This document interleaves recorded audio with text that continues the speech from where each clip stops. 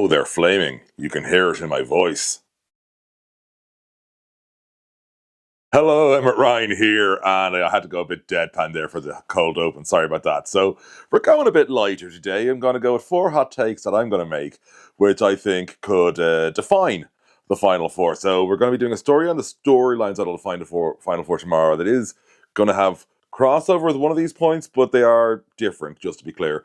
But yeah, these are 4 big predictions I'm basically making ahead, of course, of Abu Dhabi. If you're watching this and it's after 9 a.m. Irish time, I am actually, on the day this comes out, I am on my way at the moment. I am airborne going to Abu Dhabi for the Final Four, assuming it's taking off on time from Dublin. So I hope to see a few of you there, but those of you who don't worry, this video is still very much for you. If you haven't already, please subscribe, do all that bell ringing, liking, sharing, commenting, you know the stuff. Subscribe is the important one. If you can do the rest, that's also nice. And yeah, listen, let's get to it. So this is a little bit qualified immediately, but yeah, I think that we're going to have not the guy be the winner of the MVP. So that would mean that if it's Olympiacos, it won't be Vezenkov. If it's Panathinaikos, it won't be none. If it is Fenerbahce, I'm going to actually say it can't be either Baldwin or Hayes Davis. Sorry, I have to go 2 for you guys because, you know, I'm sure Fener fans would argue with me on that one because obviously NHD is there longer, but Baldwin's Baldwin. So, you know, we'll put the 2 of them in there. And it can't be Mike James for Monaco. So they are probably the 5 most likely people to win Final Four MVP. And actually make it a bit harder, I can't use Slukas either because I feel that would be kind of making it a bit easier. So essentially 6 players I have said don't win MVP. And my reasoning is, I think the balance of this Final Four, it's obviously the player who does most in the final. The final is definitely weighted more than the semi-final when it comes to Final Four MVP voting. But I can tell you from experience that if there isn't a clear out-and-out guy in the final, and quite often there isn't, like, you know, the person who makes the final run at the end mightn't be the one who made it a game in the first half, for example, you will see a bit more balance. Like the one I immediately think of is when Nocioni won it for Real Madrid back in 15, that would have been.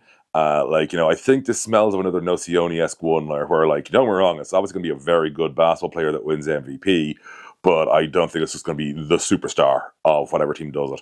So it could be a Daniel Theis in the case of Monaco. I mean, it could be Guduric, Beverovic, quite a few options really with Fenerbahce. It could be Nicolates with Monaco, or it could be, as well, I mentioned Monaco already, with Panathinaikos. You're looking, I suppose, at your Jerry and Grants or your Juancho Hernan Gomez's or Shetty Osmonds. And again, you're going to go, well, they are stars, yeah, but I'm saying not the guy, right? You know what I mean? Because obviously it's going to be a known name because there's no real lack of stars here in this Final Four. And like you go, Olympiacos, is this the time Saban Lee decides to suddenly go, well, it's time to show why they signed me. But obviously the ones that come to mind more for me there are in the Shaq McKissick range or the Milutinov range. So yeah, I think that when you look at the guys who aren't the guy on their team, I think there's a strong case for one of these to be the one that steps up and is the MVP. So that was the first take. We got 3 to go. So yes, we have 4 teams that know how to score. We also have 4 teams that know how to stop buckets. And the first thing that comes to mind immediately with a Paoli potential final, for example, is these are 2 sides who will look to grind the other. I look at any option against Fener in the final, be it Monaco, be it Oli, and I go, that's Fener are going to try and force a certain type of game there. And likewise, any Monaco options in the final, I'm kind of going the same for them against, be it Pau or be it Fener. So all your various variables linked to there will be a team motivated to slow the tempo somewhat, forces into a more drag-out half-court battle. And that to me is why I feel that it will be, I'm going to say, our lowest scoring since 2014, which is a big step. I'm pretty certain that was the lowest scoring net in that era. I've been going to Final Four since 2013, so I'm going to say it's the lowest scoring of the Final Fours I have since I started attending, because I have missed through because of pandemic and other sad things. So bold claim, maybe, especially given just how good scoring has been this season, but I think it's actually a reasonable take to make. It'll be a low-scoring championship game. On to take 3. Okay, this is the one where people are going, is that hot? No, but it's worth saying. We have some people here who are not exactly shy about sharing their feelings. So, and I immediately look at the Pal Fenner semi thinking, somebody's going to say something or do something or moan about something. There's going to be some sparks flying, some stuff's being thrown. Not saying there won't be any from Olympiacos and Monaco. They're more than capable of it as well. But because I'm thinking back to like last year where DPG was very, very, very well behaved on purpose. And of course, Panathinaikos won both games to win the title. But I'm thinking like everybody was on their best behavior in Berlin. And that to me almost screams of, well, people are definitely going to be a bit more relaxed, a bit looser, a bit less thinking about being on their best behavior. Some people are going to be naughty. Some people are going to get in trouble. And some people are going to, let's just say, make the event more colourful off the court.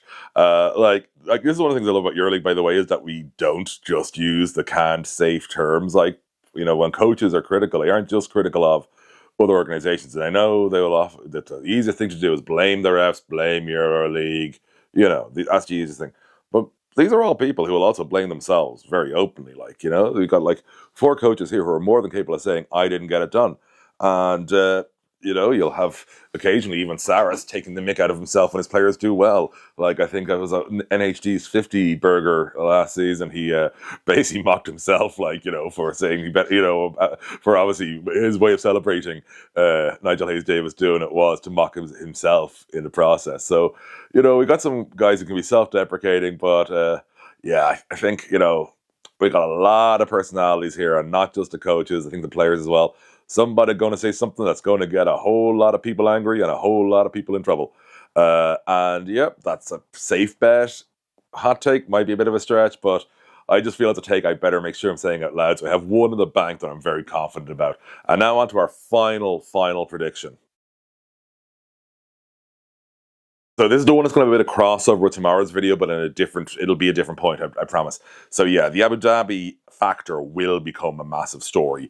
So obviously it's going to be a sellout. But I remember watching, it was game 4 of one of the game 4s.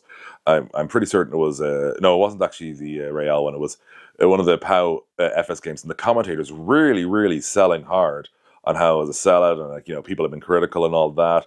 And, I'm a commentator. I get that. Like, it's good to have some strong stuff to work with. Like, they used the material they had, and they used it very well. I'm not criticizing the commentators at all. But what I'm thinking they overlooked was selling it out is only the first step in all of this. It's how the fans, the clubs react to it, and also how much Abu Dhabi feels they've gotten what they want out of the investment after the fact. I think that is going to be what becomes the storyline. I think, Euroleague fans want to party, want to celebrate a certain way. Abu Dhabi is used to a certain form of life. That could lead to some interesting dynamics. And that to me is going to be a talking point throughout the week in Abu Dhabi, is just how that, clash of cultures basically comes to be. So my prediction is that it's going to be an interesting turning point, because if this works, I think we can expect to see a lot more of it, not other places looking at, can we lure this event? And obviously spending the money required to do so, which would help the early coffers. If they don't, then things get all kinds of crazy iffy. And that's where I'm a bit torn. It's like obviously there's talk that the investment group that was looking to buy a piece of Euroleague was pulling out, and that's fallen apart. Like, the way the equity was working would have been 300 million basically going to the existing members and 50 million being spent on developing the product. I can see, I don't know if 50 million is a lot of money, but when that's a split, it's a little bit of a risk. So Euroleague's obviously looking at ways to make sure that they can get more routes of revenue for the product as a whole. And you got to question if this is going to be a success. So yeah, the Abu Dhabi factor will be a talking point throughout the week. That is my lamest of my 4 hot takes, but it is one I felt I needed to get out there ahead of tomorrow's video. If you haven't already, please subscribe. It really does help us an awful lot. Like, we're trying to push this channel, as you know. We're pushing the website. We've got loads of content on the site, our other sources of stuff as well. But every time you subscribe here, every time you go to the website, it helps us make more content. It is just that simple. So hope to see some of you in Abu Dhabi. Listen, you know what? I will see you soon.